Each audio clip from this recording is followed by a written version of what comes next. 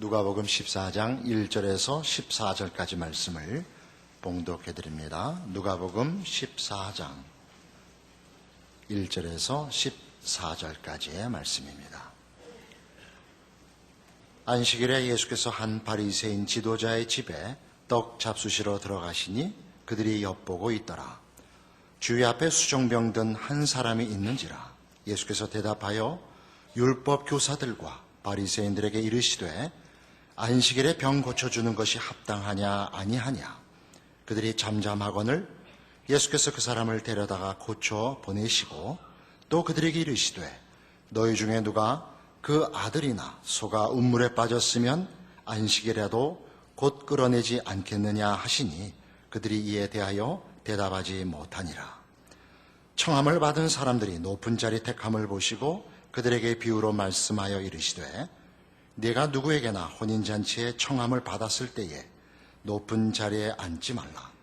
그렇지 않으면 너보다 더 높은 사람이 청함을 받은 경우에 너와 그를 청한 자가 와서 너더러 이 사람에게 자리를 내주라 하리니 그때에 내가 부끄러워 끝자리로 가게 되리라. 청함을 받았을 때에 차라리 가서 끝자리에 앉으라. 그러면 너를 청한 자가 와서 너더러 버시어 올라 앉으라 하리니 그때야 함께 앉은 모든 사람 앞에서 영광이 있으리라. 무릇 자기를 높이는 자는 낮아지고 자기를 낮추는 자는 높아지리라. 또 자기를 청한 자에게 이르시되 내가 점심이나 저녁이나 베풀거든 벗이나 형제나 친척이나 부한 이웃을 청하지 말라. 두렵건대 그 사람들이 너를 도로 청하여 내게 갚음이 될까 하노라. 잔치를 베풀거든 차라리 가난한 자들과 몸 불편한 자들과 쩌는 자들과 맹인들을 청하라. 그리하면 그들이 갚을 것이 없으므로 네게 복이 되리니 이는 의인들의 부활 시에 내가 갚음을 받겠음이라 하시더라. 오늘 본문에 보시듯이 주님께서 안식일에 병든 사람을 고쳐주고 그 일로 인하여 안식일 논쟁이 벌어지고 있는 장면입니다. 이 1절에서 6절까지의 안식일 논쟁과 이어서 그다음에 7절 이하에 겸손하라 하는 말씀으로 이어지고 있습니다. 앞의 내용을 긍휼에 관한 것으로, 뒷부분을 겸손에 관한 것으로 이렇게 주제를 잡을 수 있는데 그 원리는 공통되기 때문에 이제 묶어서 이 긍휼의 문제와 겸손의 문제를 다루고 그것이 기독교 신앙의 어떤 근거에 의해서 연속성을 가지는가 이렇게 확인하려고 합니다. 안식일 논쟁은 복음서에 자주 등장을 하는데 지난번에 우리 13장에서 다룰 때는 율법이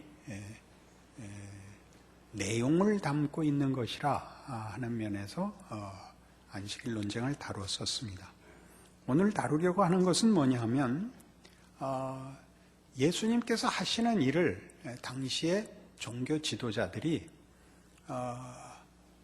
법을 가지고 또는 종교적 의식이나 종교적 명분을 가지고 반대했다는 사실입니다.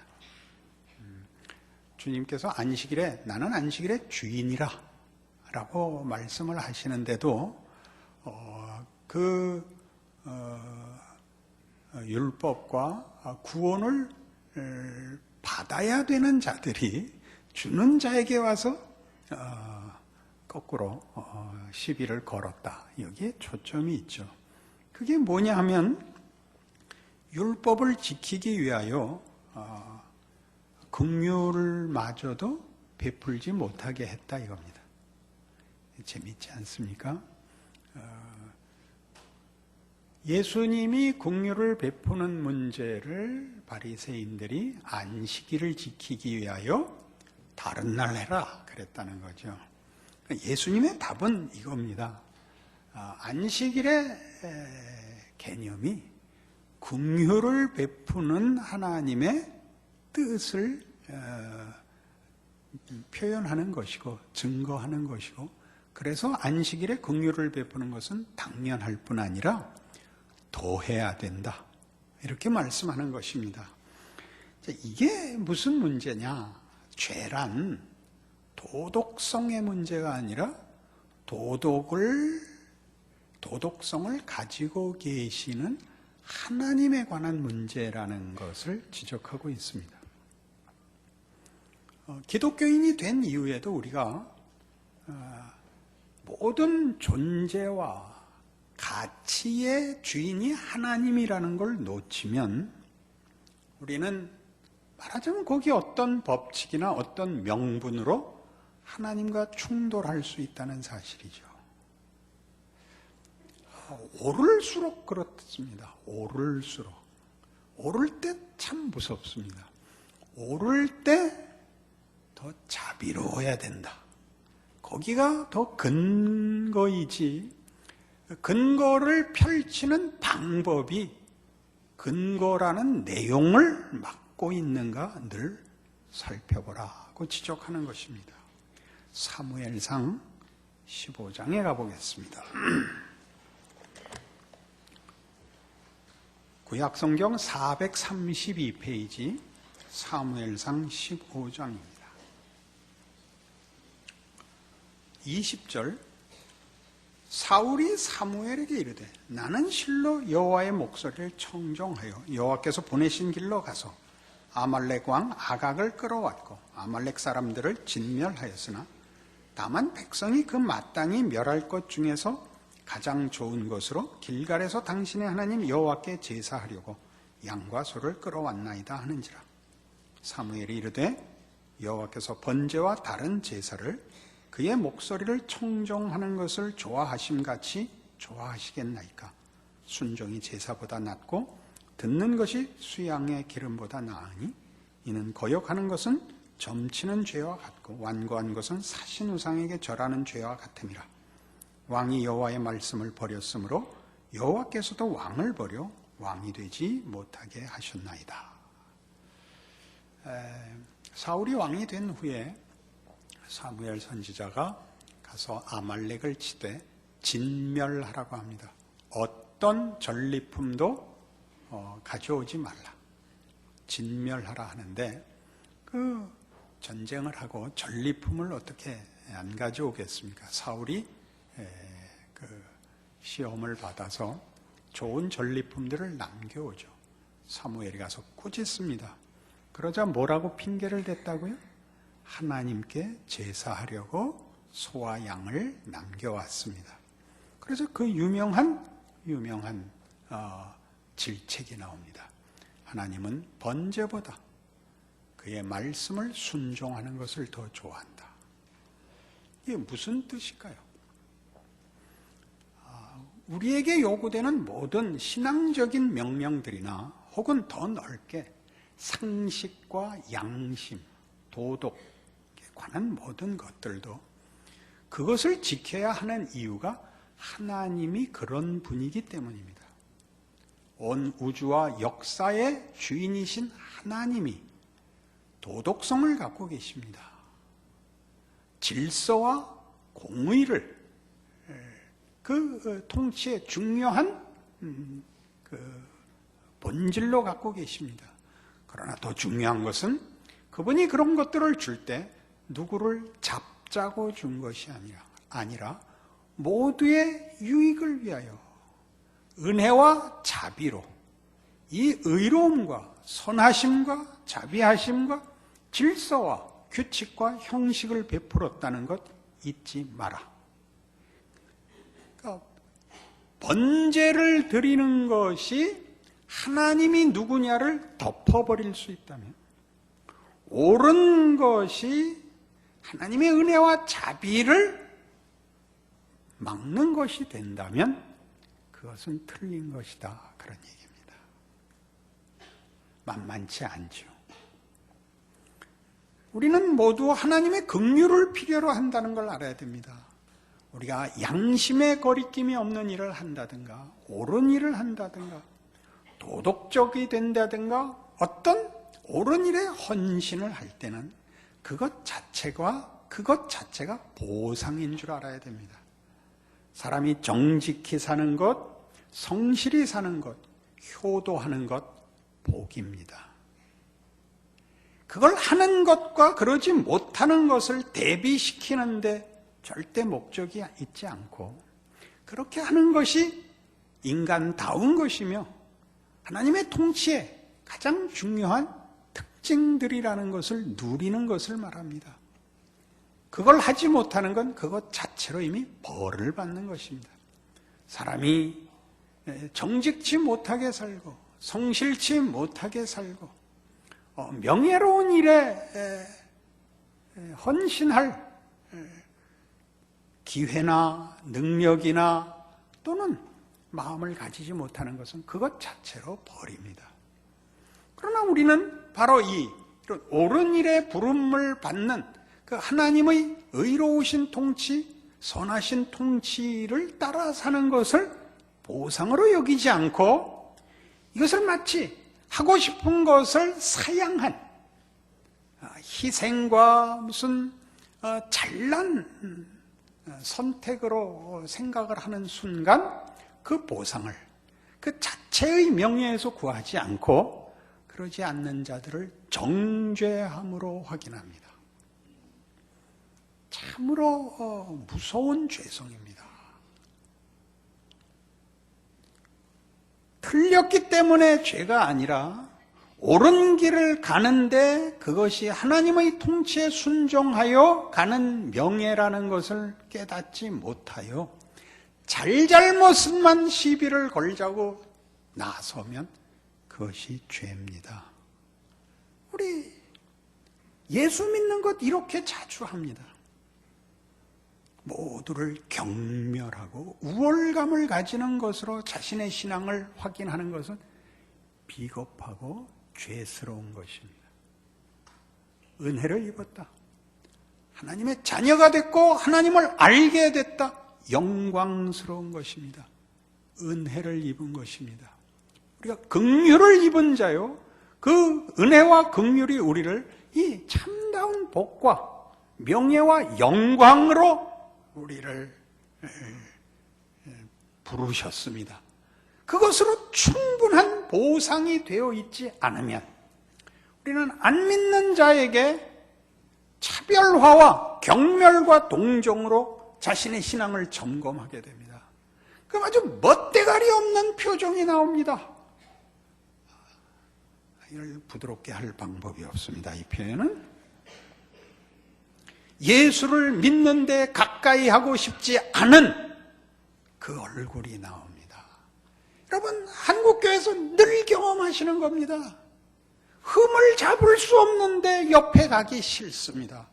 서릿발이 서려 있거든요. 왜 옳은데 진실하고 거룩한데 용서하십시오. 재수가 없냐 말입니다. 큰 문제 아닙니까? 큰 문제 아닙니까? 예수 믿는 사람은 만족하는 사람이요, 감사한 사람입니다. 막연하게 개념화시키면 안 됩니다. 하나님의 통치에 명예로움과 영광으로 부름을 받아 신실하게 살 수 있게 된 겁니다. 도덕적으로 얼만큼 그가 신실하냐를 따지자는 것이 아니라 부름 자체가 그렇습니다. 그 부름을 내가 얼마나 잘 쫓아가느냐는 다음 문제입니다. 그런 기회가, 그럴 가능성이 없던 자리로부터 이 자리에 부름을 받은 것입니다. 그것으로 사실은 우린 더 이상 뭘 요구할 필요가 없을 만큼 너무나 넘치는, 너무나 넉넉한 영광의 자리에 와 있는 것입니다. 그러나 우리는 이것이 긍휼로 인한 것임을 놓치기 때문에 자기 확인을 구태여 차별합니다. 잘잘못을 나누고 우열을 나누고 이렇게 해서 옳은데 맞는데 하나님 앞으로 나아가는 길을 막는 자가 되고 맙니다. 이것이 안식일 논쟁입니다. 예수님이 베푸시는 긍휼을 가로막고 선 이유가 뭡니까? 자신들의 정당함과 그 정당함을 보상받는 방법이 이것밖에 없다는 사실입니다. 예수를 정죄해서라도 확인해야 되는 자신들의 정당성이란 것, 내용상 얼마나 가난한 겁니까? 얼마나 무지한 것입니까? 이것이 성경이 지적하고 싶은 것입니다. 순종이 제사보다 낫다는 것은 그런 차원에서 종교적 예식, 종교적 헌신, 종교적 규칙, 종교적 어떤 것들을 명분을 갖다 내세운다 할지라도 하나님이 우리 신앙의 대상이요, 그분이 주인이라는 것의 관계를 약화시키거나 무효화시키는 것은 말이 되지 않는다. 그런 가르침인 것입니다. 우리 기독교 신앙의 가난함은 바로 여기 있을 것입니다. 이 문제가 어떻게 뒤에 우리 겸손의 문제와 연결되어 있느냐 하면, 청함을 받고 어느 집 잔치에 부름을 받아가거든 자꾸 위에 앉으려고 그러지 마라 하는 참으로 원색적이고 유치한 비유로 제시되는 지적 속에 등장합니다. 그 이 시대나 우리 시대나 늘 있는 것이죠. 청함을 받으면 누가 더 상좌에 앉느냐가 보이지 않는 중요한 마음의 시험이 되지요. 예수님께서 낮은 데 앉아라. 주인이 왜 거기 앉으셨는가 이렇게 올라오라. 그러면 영광이지만 괜히 잘난 척하고 위에 앉았다. 그거 당신 자리 아닙니다. 그러면 그게 무슨 망신이냐. 그러나 이 문제는 이렇게 간단한 얘기겠습니까? 예수님께서 이 간단한 얘기를 말하자면 무슨 삶의 한 지혜나 무슨 인간관계의 어떤 기술을 여기다 얘기하셨겠습니까?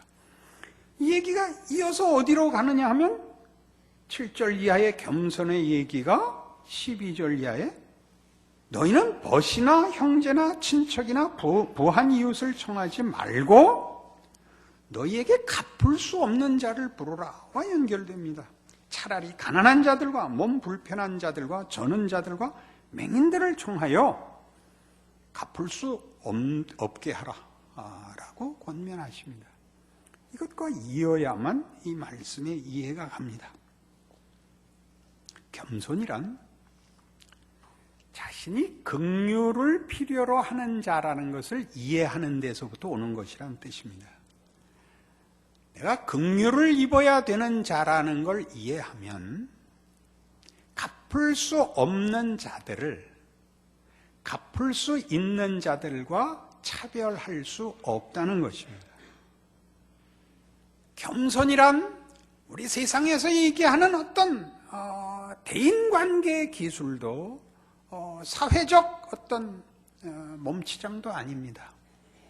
그것은 삶의 무슨 기술이 아니고 인생을 사는 비법이 아니고 사람들에게 좋게 보이는 문제를 다루는 것이 아니라 가난한 자와 병든 자를 구제하는 것이 기독교 신앙의 기본적인 이해가 아니라 그들을 보다 나았다고 생각하는 자들과 대등한 관계로 교제할 수 있어야 된다라고 얘기하는 것입니다.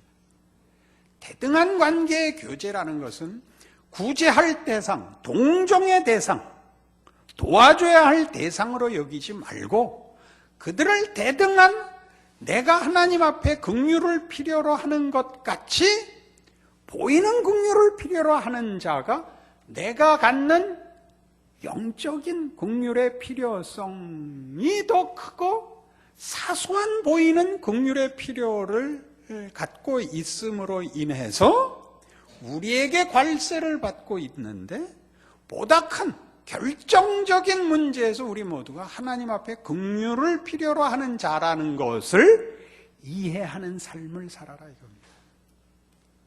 가난을 해결하는 것, 불편을 도와주는 것이 아니라 그들을 너희들이 기꺼이 부르고 싶은 자들과 동등한 자로 대접을 하랍니다. 어렵죠. 이걸 한 분들이 여럿 있습니다. 기독교 역사상. 우리가 잘 아는 사람은 테레사 수녀입니다. 그가 인도의 빈민촌에 방문하여 그 가난한 자들을 돕는 딱 하나의 이유는 저들이 하나님의 형상으로 지음을 받은 자로서 인간 대접을 받을 자격이 있다. 이걸 실천하는 겁니다.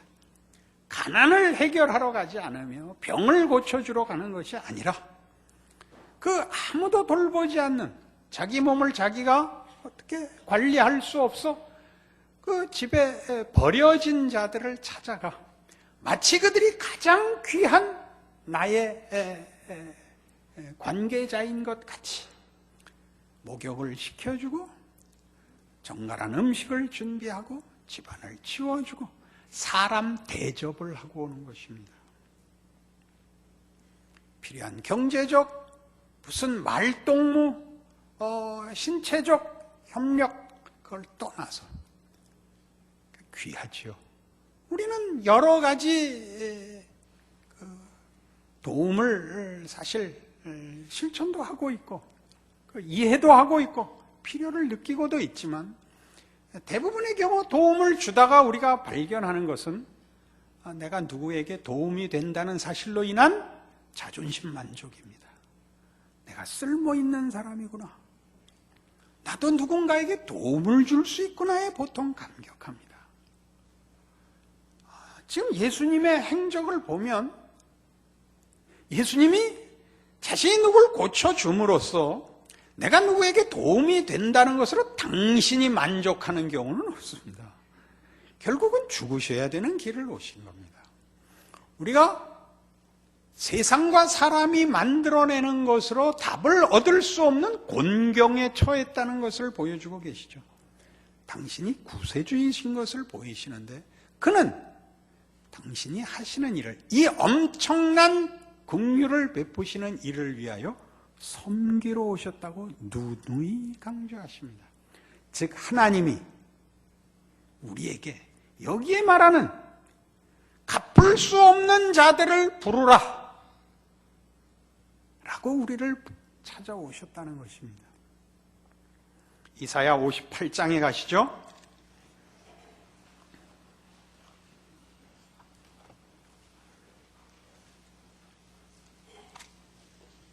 구약성경 1038페이지입니다.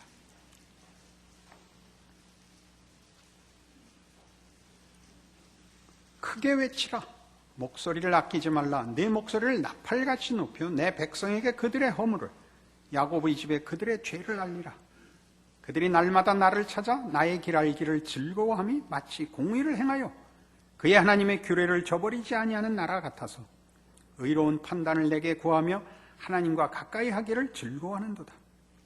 우리가 금식하되 어찌하여 주께서 보지 아니하시오며 우리가 마음을 괴롭게 하되 어찌하여 주께서 알아주지 아니하시나이까. 보라, 너희가 금식하는 날에 오락을 구하며 온갖 일을 시키는도다. 보라, 너희가 금식하면서 논쟁하며 다투며 악한 주먹으로 치는도다. 너희가 오늘 금식하는 것은 너희의 목소리를 상달하게 하려는 것이 아니니라. 이것이 어찌 내가 기뻐하는 금식이 되겠으며 이것이 어찌 사람이 자기의 마음을 괴롭게 하는 날이 되겠느냐. 그의 머리를 갈대같이 숙이고 굵은 배와 재를 펴는 것을 어찌 금식이라 하겠으며 여호와께 연락될 날이라 하겠느냐. 내가 기뻐하는 금식은 흉악의 결박을 풀어주며 멍에의 줄을 끌어주며 압제 당하는 자를 자유하게 하며 모든 멍에를 꺾는 것이 아니겠느냐. 또 줄인 자에게 네 양식을 나누어 주며 유리하는 빈민을 집에 들이며 헐벗은 자를 보면 입히며 또 네 골육을 피하여 스스로 숨지 아니하는 것이 아니겠느냐. 그리하면 내 빛이 새벽같이 비칠 것이며 내 치유가 급속할 것이며 내 공의가 내 앞에 행하고 여호와의 영광이 내 뒤에 호위하리니 내가 부를 때는 나 여호와가 응답하겠고 내가 부르짖을 때는 내가 여기 있다 하리라.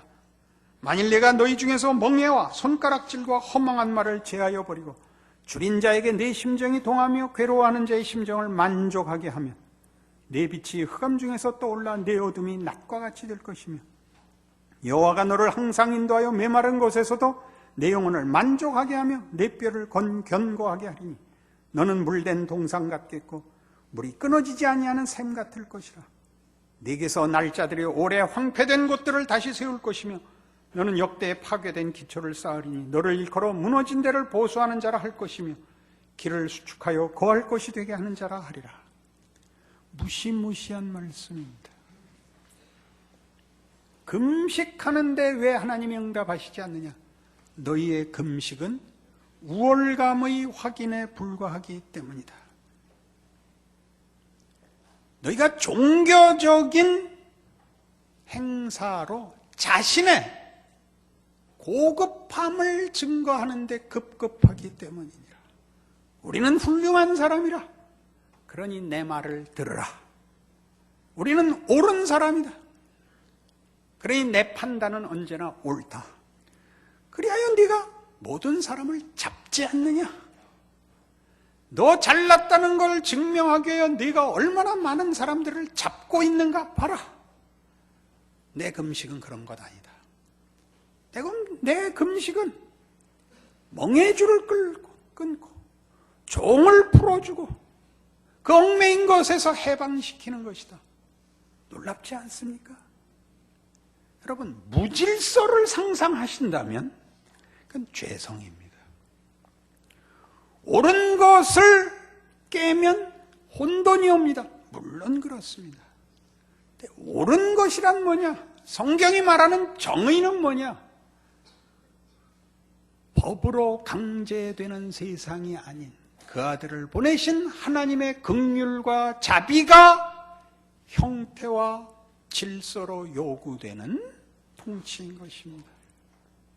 여러분이 지키는 정의와 도덕이, 여러분이 믿고 그리고 책임져야 할 신앙과 종교가 하나님의 통치라는 근본적인 차원에서 이해되어 있지 않으면 다만 옳고 다만 잘난 것에 불과하면 하나님의 통치의 가장 중요한 긍휼과 자비는 온데간데 없고 그 오름은 모두를 잡아먹을 것입니다.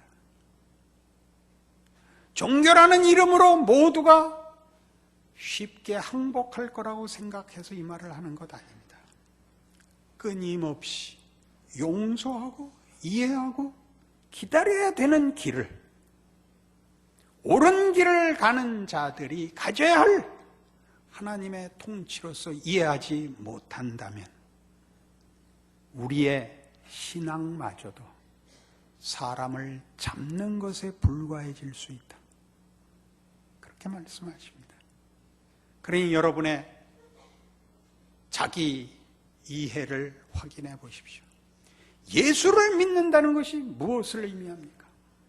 보상이 어디 있습니까? 만족이 어디 있습니까? 예수 안에서 하나님의 자녀가 됐다는 것이 충분하면 우리는 누구를 잡아서 우리의 가난함을 메꿀 필요가 없습니다. 나를 긍휼로 부르신 하나님의 은혜를 예수 안에서 발견한다면 누구에 대하여 분노할 필요가 없습니다. 우리가 누구를 정죄하고 누구에게 분노하는 이유는 내가 가진 것이 옳은데 그것만으로 만족이 되지 않아서 하는 터져나오는 결핍의 비명입니다. 예수를 믿고 사는 것 쉽지 않다는 것 압니다. 그러나 이 길에 들어선 것으로 답은 얻은 것입니다. 그 영광됨과 그 부요함을 채워나가는, 여러분이 산을 오를 때 올라가도 정상이 멀지만 올라온 것만큼 온 겁니다. 정상까지 가려면 얼마나 힘든가 하는 것과 이 산을 모르고 올라갈 산이 없는 것과는 이야기가 다릅니다. 그러나 정상이 어딘지를 모르면 올라온 높이에서 밑에 있는 사람들한테 고함지를 일밖에 남지 않는다. 그런 뜻입니다. 하나님이 경배와 복종의 대상인 것 기억하십시오. 우리가 그를 경배하며 그를 복종하는 것은 그의 의로움과 그의 선하심과 그의 복되심과 그의 전능하심이 긍휼과 자비와 사랑 위에 있다는 사실 때문에 그렇습니다. 그 부르심과 허락하신 축복을 우리가 소유한 자들입니다. 그 넉넉함을 보이십시오. 다른 것으로 자신을 채우는 시험에 지지 마시며 세상이 다른 것으로 힘으로 우리를 공격할 때 우리가 가진 힘이 무엇인가를 보여주는 기회와 임생으로 삼는 여러분의 자기 이해, 자기 삶에 대한 책임 확인하시는 오늘의 말씀이기를 바랍니다. 기도하십시다. 하나님 아버지, 하나님을 아버지라 부른다는 것이 얼마나 놀라운 것입니까? 얼마나 놀라운 것입니까? 왜 그것 하나에 모든 답이 있는 걸 우리는 놓치고 살까요? 우리의 믿음과 우리의 헌신은 왜 불평과 비난으로만 입 밖으로 나올까요? 하나님의 통치의 놀라움을 이해하게 하옵소서. 예수를 믿는 믿음의 귀함, 그 신비, 기적을 깨닫게 하사 그 기적의 삶으로 부름받은 것을 아는 우리 모두의 신앙이 되게 하사 우리의 삶과 우리 가정과 이웃과 세상 앞에 과연 무너진 데를 수축하는 하나님의 영광이 다시 빛을 내는 교회와 신자와 가정의 책임을 감당하는 누리는 우리 모두로 인도하여 주시옵소서. 예수님 이름으로 기도합니다.